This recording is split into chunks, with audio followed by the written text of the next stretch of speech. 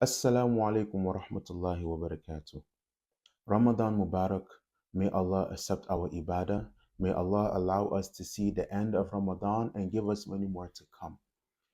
In a world full of shamelessness, in a world full of carelessness, where we live lives where we post everything on social media and we engage with all kinds of content without really being aware of how it affects our heart, I thought it would be very important for us to spend the next 29 nights discussing haya, modesty.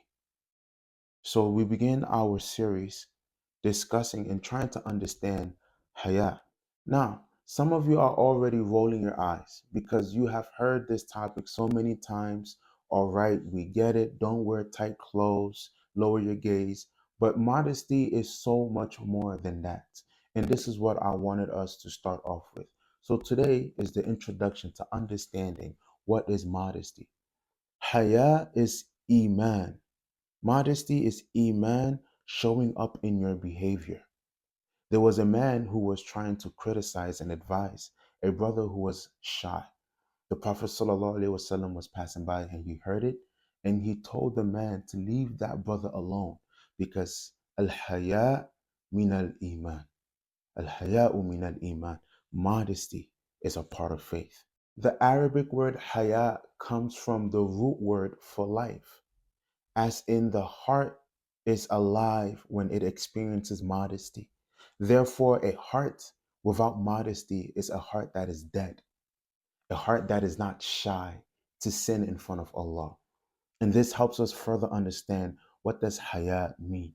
A simple definition is haya is a shyness that prevents you from displeasing Allah and pushes you towards pleasing Allah, prevents you from crossing the limits that Allah has set and pushes you towards doing that which Allah will be more pleased with. This is haya.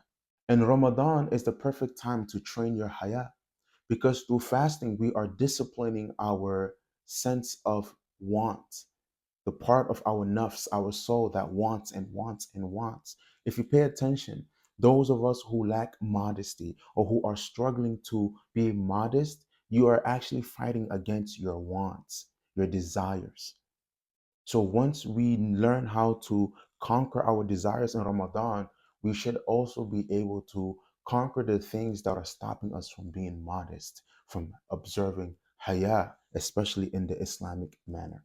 The Prophet ﷺ said that among the words that we have learned from the previous prophets is that if you have no shame, do what you will. Let us be honest. I might make some dangerous statements. What do I mean by dangerous? Dangerous not in I am going to suggest some things that is going to be outside of the fold of Islam. No. Dangerous as in some of these statements might sting. Some of these statements might hurt your soul. Why? Because I have to be honest. I have to hold up a mirror to myself and to the rest of us to really look at how we are behaving as Muslims and what can we do to change. And this is going to begin with fixing our haya. And this is going to begin with improving our haya, our sense and understanding of modesty. So there is much more to be spoken about when it comes to haya. And don't worry, we have 29 more nights to discuss this. The homework that I'm going to give you tonight, yes, homework.